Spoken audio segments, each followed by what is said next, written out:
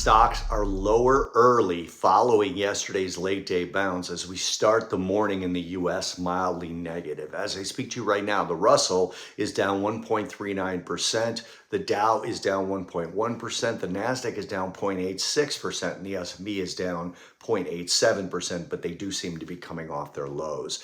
We had a huge batch of small to medium-sized business manufacturing PMIs this morning, while Germany and the EU underperformed expectations, remaining in contraction territory.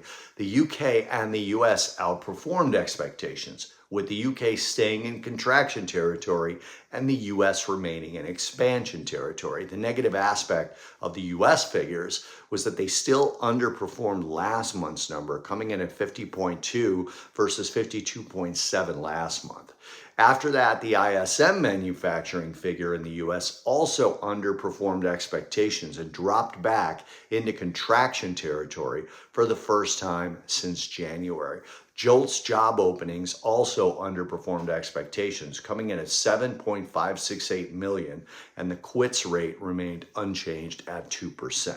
This morning, we had the 19th new all-time high for gold futures this year, as gold reached up to 31.77 in the June future, with a gap higher. Silver and copper are still lower, with crude oil only slightly higher, and the dollar flat as yields continue to drop. In the last 3 sessions, the 10-year yield is down 21 basis points, and gold has moved higher, along with the yen and the Swiss franc. This is classic flight to safety behavior in the market.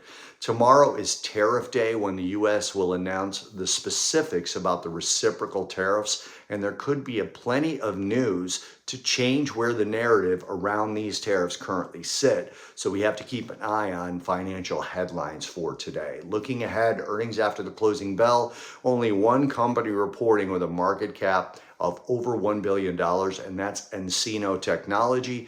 Tomorrow before the open, we get 2 companies with over $1 billion in market cap reporting, and they are UniFirst Corp and BlackBerry. Data tonight, nothing of note, but tomorrow we have the release of ADP private payrolls and factory orders in the US.